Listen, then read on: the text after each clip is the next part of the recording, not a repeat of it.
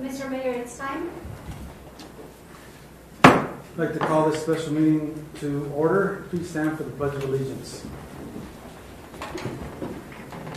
I pledge allegiance to the flag of the United States of America and to the republic for which it stands, one nation, under God, indivisible, with liberty and justice for all.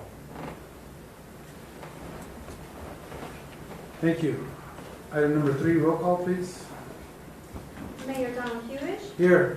Mayor Pro Tempore Margaret Morales, Present. Councilmember Mitch Lindemann, Here. Councilmember Tania Acosta, Present. Councilmember Ray Shelton, Councilmember Michael Valdenegro, Present. Councilmember Jose Grijalva, Interim City Manager, City Treasurer Luis Pedrosa, Present. City Attorney Dennis Fitzgibbons, Present. and Mr. Mayor, for the record, Councilmembers Ray Shelton and Jose Grijalva are excused. Thank you very much. Item number 4, discussion decision on approval of employee health insurance contracts for fiscal year 2022. Mrs. Garcia Pedrosa, please. Yes, good evening, Mayor, members of the council. Before you, we have the contract renewals for our health insurance. Initially, the increases came at about 12% overall for all the premiums, but our brokers were able to work it out so that it only, at the end, we came in at 5% increase for overall, for all the premiums. So we will be renewing contracts, or the recommendation is to renew contracts with all of our current providers for claims administration, for stop loss, pharmacy management, network, and claims utilization. We will continue to keep the dual option that we have for our employees to provide them a choice, where it's different deductibles, also meaning different prices for them. We are asking for the contribution provided by the city for employee-only coverage to be at $560.86 per month, and that's $25.32 increase from the current year. And for the employee plus family coverage city contribution to be at $906.46 per month, which is an increase of $43.18 from the current year. So setting those amounts from the city will place the employee portion of the premiums as follows. So for the employee-only coverage for Plan A, it would be at 0, so the city will cover 100%. And for the Plan B, which has a lower deductible, it would be at $105.18 per month for the employee. And that's a $6.40 increase only for the employee. And for the family coverage for Plan A, employees would pay $488.10, which is an increase of $23.24 per month. And for Plan B, employees would pay $745.30, which is $35.48 increase. So all of this will amount to about $50,000 as far as the budget for the general fund, and this is being included in the upcoming fiscal year budget. Thank you. May I have a motion? Mr. Mayor, Yes, Mrs. Acosta. I recommend that Mayor and Council approve contract renewals with Marti Health, Aetna, American Health Holdings, Broadreach Medical Resources, and Swiss regarding set monthly city contributions for employee only at $560.86, and for employee plus family at $906.46, and to accept all other voluntary and customary benefits as submitted. Is there a second? Second. Motion by Mrs. Acosta, second by Mr. Valdenegro to approve the contract renewals as presented. Any questions or discussion?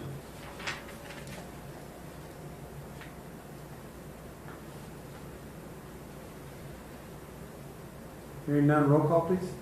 Councilmember Lindemann, Yes. Councilmember Acosta, Yes. Councilmember Valdenegro, Yes. Mayor Pro Tempore Morales, Yes. and Mr. Mayor. Yes, motion carries.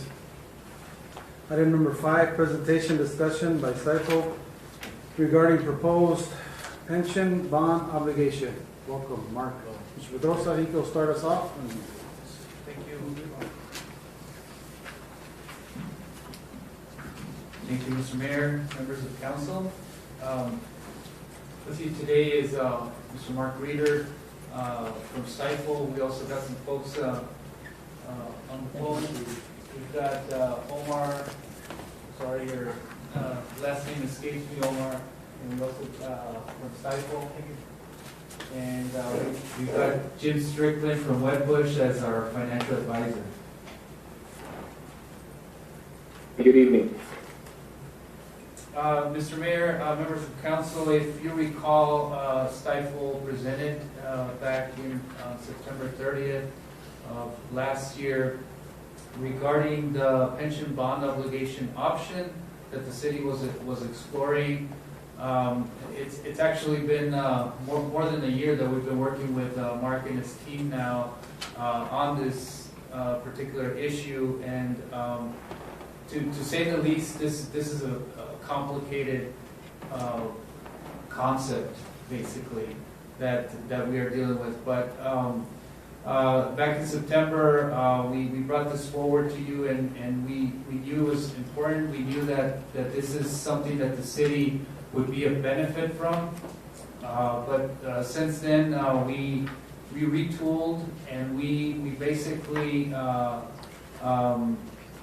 gather more information to feel more comfortable with this such a large commitment that we are making. So we are now at the point where we're comfortable. We realize that it's the PSPRS and unfunded liability continues to increase, basically out of reach where our future budgets may be able to handle it, or may be severely affected. We feel that this is the best solution that we have right now, with issuing a pension bond to basically, as Mark will explain, to chop down the mountain of the unfunded liability, which became a mountain, an unclimbable mountain that it seemed like without the help of a financial mechanism such as this bond that we're proposing. So and Mark will go over the specifics, but where I started saying about how complicated this is, because there's a lot of assumptions that take place when calculating these numbers, and the assumptions of death rates and payroll growth, different things that are calculated by professionals that give us these numbers out there, these numbers that we're paying towards. Obviously, we take them in and we understand how they work, but certainly we realize that these numbers are assumptions, and that's what they are. And we know that funding this pension obligation is the right solution for us, but we know that the work is not finished after we basically issue this bond. We will be funding a contingency reserve that will help us in managing future basically imbalances that could happen in the future. So we are well prepared to handle those.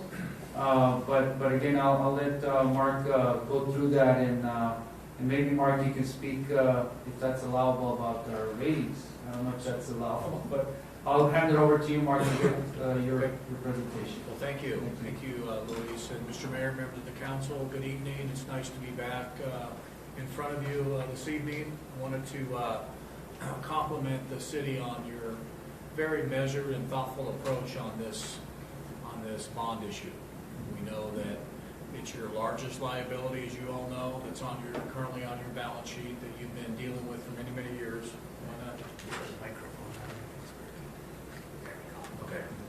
Is that better? Okay. Anyway, I just wanted to thank you for being studious and being measured, and we've been working hard with staff and Mr. Strickland and others to fine-tune the numbers, the analysis, since we all spoke back in September. So thank you for your patience, and we wanted to come down this evening. This is a study session, if you will, no action. We're going to be coming back to you soon, I think, as you know, but we wanted to get in front of you and make sure that we're answering all your questions. We know that the issuance of debt is something you take very seriously. So just to follow up on what Luis mentioned, I'm trying to get this thing a little closer to me so you can hear me.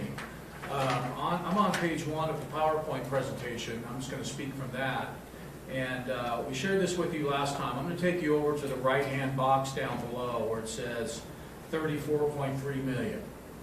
And so we shared this with you last time. We've updated the numbers since then because some new data came out, and your unfunded liability grew to about 34 million. And if you remember, that means you're about 32% funded. Our goal is to get to 100% funding, right? As we deal with this liability that was created over the many, many years. So we wanted to give you an update, essentially at the end of the day, of the 34 million. On page 2, we talked about this. What are our cities and towns doing out there? You're not the only one. If you remember, when we came back to you in September, we had that pie chart, and it showed you that it's about a $12 to $13 billion problem across the state. Cities and towns are like $7.5 billion. So you're not the only one dealing with the PSPRS. So what are our cities doing about it? And some of them are not doing much because they don't have the budget capacity to keep throwing more money. And remember, you're paying 7.3% on the 34 million, right? That's a high cost of capital to the city. So obviously you don't want to do anything. That's why you're going to consider really the third option. The second option we have on our slide here that cities can consider is, well, I'm going to raise taxes. I'm going to elect to make a decision to raise revenues, and I'm going to take that dedicated revenue stream, and we're going to try to chop down that mountain with additional contributions into the fund. And as you know, that's a difficult decision for any community, and we're not seeing a lot of communities do that. We mentioned to you that the city of Prescott did that with a 1% sales tax dedication, but really beyond on Prescott, we're not seeing that. So the third option is our refinancing, which essentially, that's basically what we're doing here, is the city would issue bonds on its own, and we would issue $34 million plus. We establish a credit rating. I'm going to share some good news with you on that in a moment. And we go into the marketplace and we sell the City of Douglas, Arizona revenue bonds that are secured by your general fund, if you will. And we're going to try to get, certainly we're hoping we're going to get you in the 2% money range. Bear with us. We think we've got a fairly strong market right now. Our numbers here are a little over 3. Bear with us. And we're going to basically refinance this obligation similar to a mortgage. And we're going to what we call swap the liabilities. To swap 730 to what we're hoping is, knock on wood here, in the high 2% money range. And then we're going to show you the implications of that. Okay? So those really are page 1 and 2. I'm going to go pretty swiftly. I can take a pause if you have any questions over the first couple of slides. Mark, if I could add, in my speaking with some counterparts in here in Cochise County and other places, everyone's looking at raising taxes to try to handle this. So either through a sales tax or through a bond or through whatever, unfortunately the burden ends up somehow. And to me, that's why I think this is something that we look at closely, because it helps lessen the burden. And that's what I think is the beauty part of this, is that it lessens it. So. Thank you, Mayor. Okay. So page 3, lots of numbers, but you're used to that. You're during budget season right now, right? So you're probably enjoying this. At least we've got some charts and graphs in there for you. Okay. Quick reminder. On page 3, I want to take you over to the left-hand side. I want you to go to the 5th column over called UAAL. That is your unfunded actuarial liability amortization payments. So you're making these payments if you do nothing at all to our pension fund, PSPRS. And if you see we're $2.5 million, this data came from PSPRS, and they're telling us if you go to 2038 towards the bottom, that your payments are going to double. That's what makes all of us nervous. That's what makes our city councils and certainly our staffs and our communities nervous, is you see the acceleration of the debt service. We charted that in the red. Okay. It used to be 3 to 4 times that, but PSPRS did make some recent policy changes to level that out which really means that those payments in the earlier years are rising. Okay, kind of in their attempt to chop that mountain down. But at any rate, at the moment, we're going to be double. All right, so let's go to page 4. On page 4, essentially, if you go to the left-hand side, I'm just going to take you down to the budget numbers on the left-hand side. As discussed, the concept would be that we would issue, the city would issue, bear with us on this, about $38,870,000. We would sell the bonds at our hopeful 2% money, the high 2% money we talked about, lock it in, and we would, on the closing date, the first week of July-ish, right, we would wire on behalf of the city $34.3 million to PSPRS.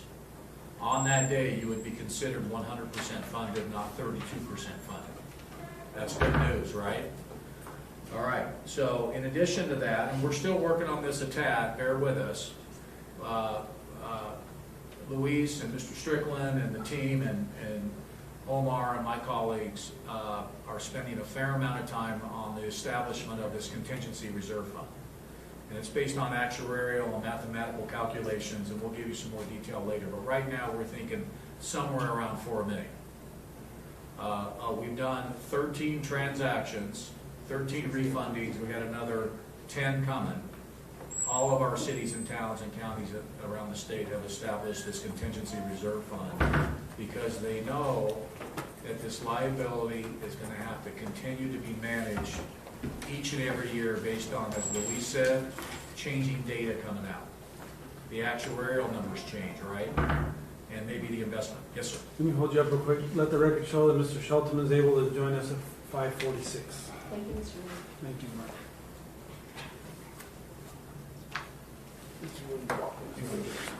Mr. Shelton. Thank you. Okay. Page 4. Thank you. Hello, Mr. Shelton. Hi, how are you?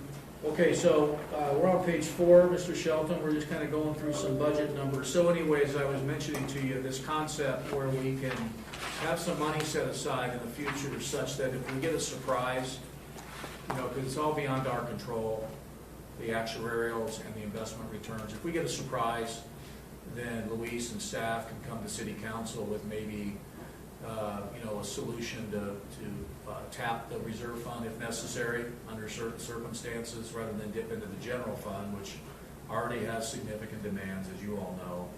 And then we would have a replenishment provision in there and use that as a liability management tool going forward. So it's been very well embraced. We're working on it with you all. And so we wanted to share kind of that. Okay, so that's our sources of money. That's our uses of money. And then let me take you to the right-hand side. Here's the good news. The good news is that the red line is what we just talked about. So if the city does nothing at all, and we continue to make those PSPRS payments, that's your red line. That's the doubling of your current amortization according to PSPRS. If we do the refinancing, the red line goes away. And the good news is we can reestablish the amortization, if you will, any way that's in the best interest of our city. And there's really no cookie cutters here on all the transactions we're working on. And so we're going to walk you through that in a moment. But the blue line is your new payments. We like that. And the green is your savings.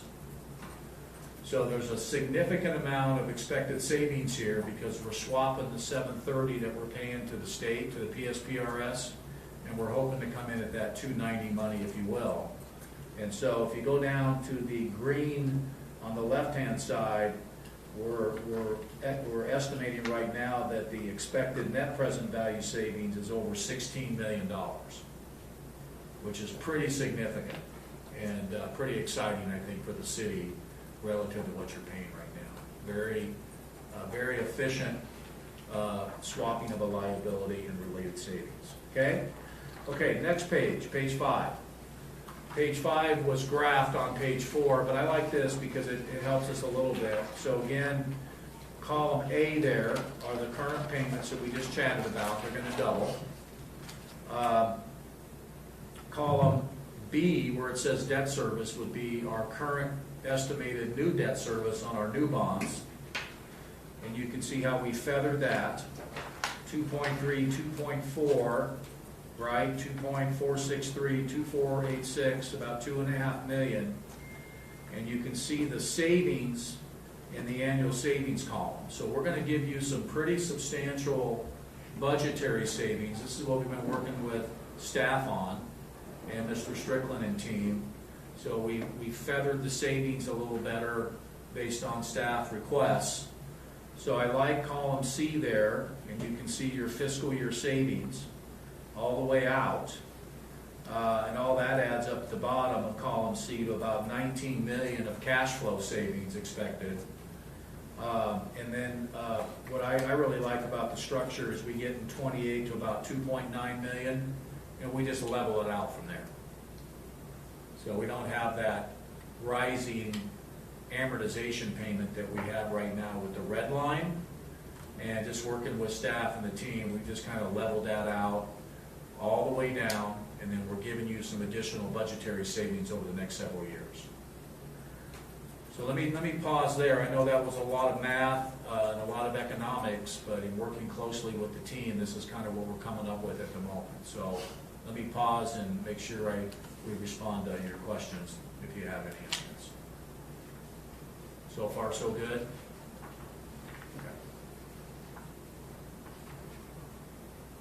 Okay. If there are no questions, Mr. Mayor, Mayor, and Council, I'll go ahead and continue. We're almost done. Please. Yeah, thank you. So we shared this with the City Council on page 6. And remember, you don't have a lot of debt. You've done a really good job in your city over the years. You don't really have any debt except your call center. And I know you've got some WIFA loans, I think, Luis, right? So you've done a good job.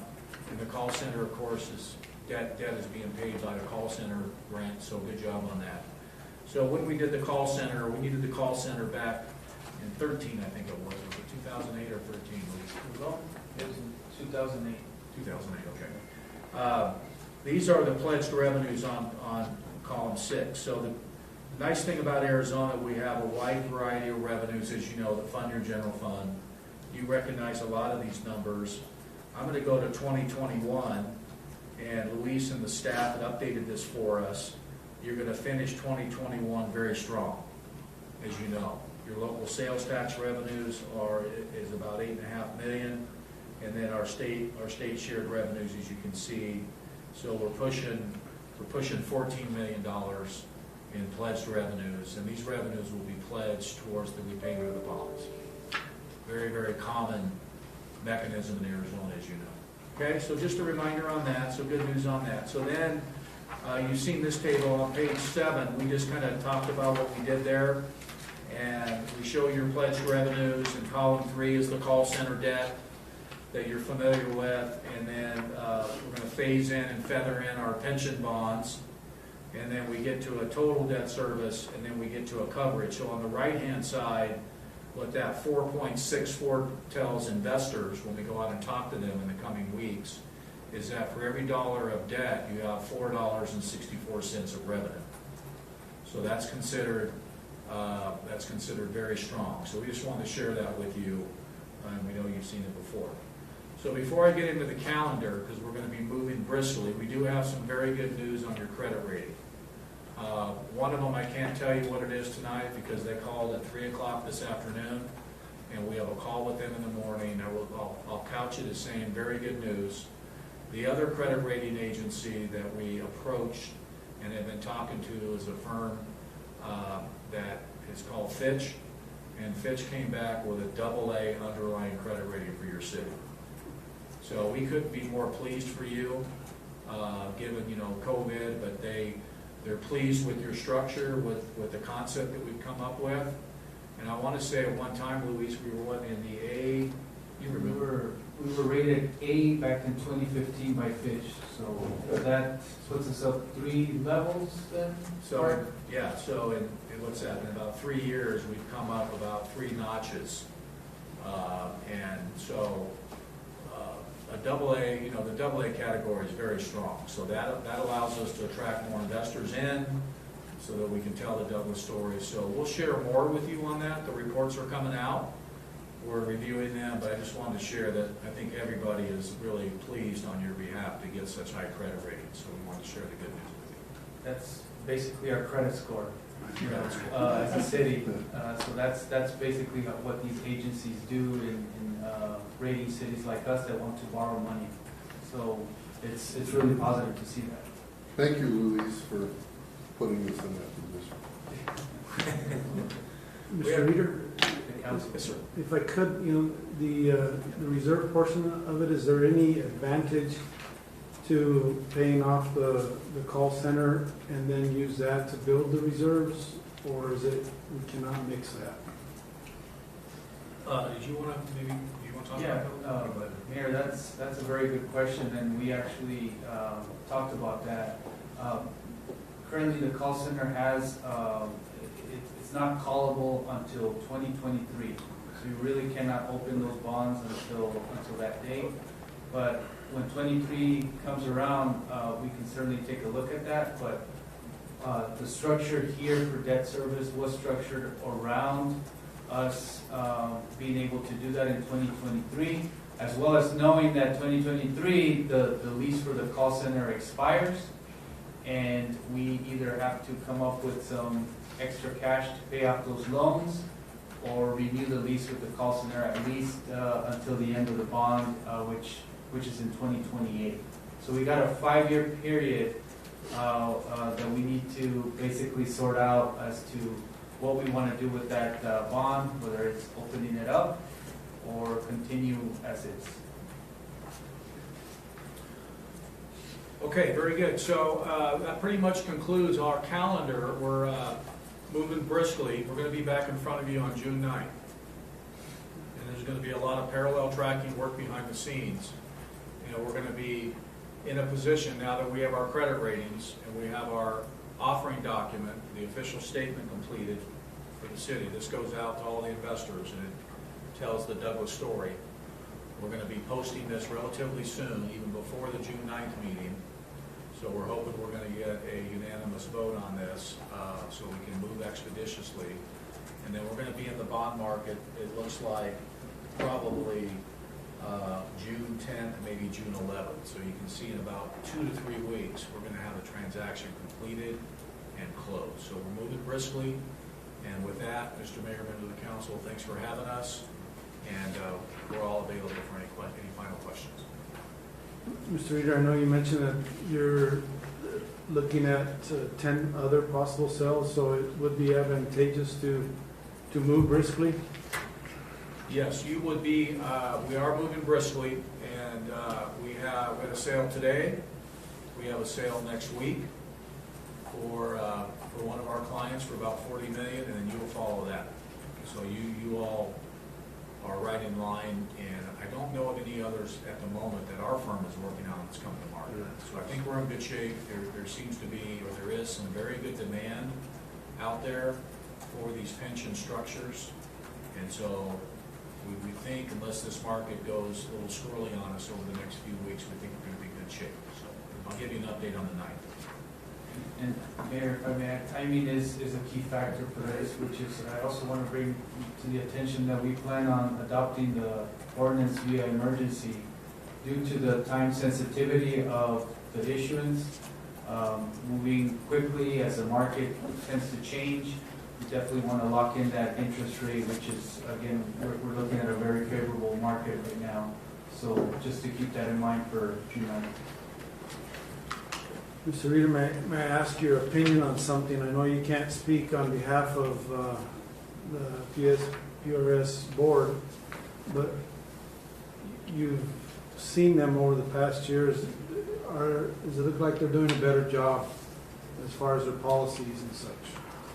Yeah, I think their 10-month return is somewhere around 18%. Because their fiscal year returns, not over yet, but from what I understand, they're up significantly this year. I think it's about 18%. I just want 16 or 18%.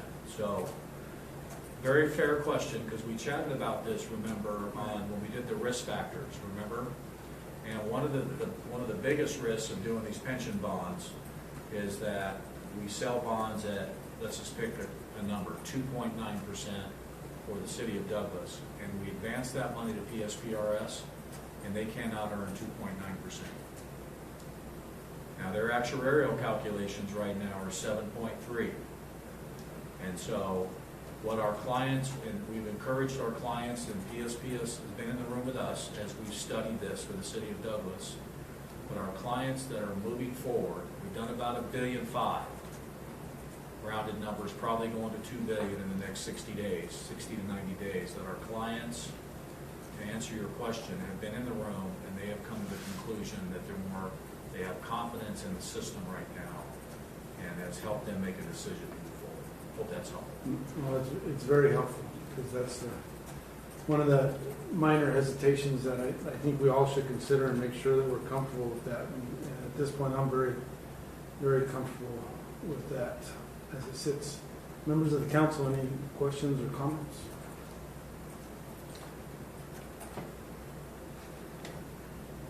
Sounds great. Anything from those on the phone? Anybody have any comments? Luis, do you want to just explain why we close it in July as opposed to close it at the end of June? Yes.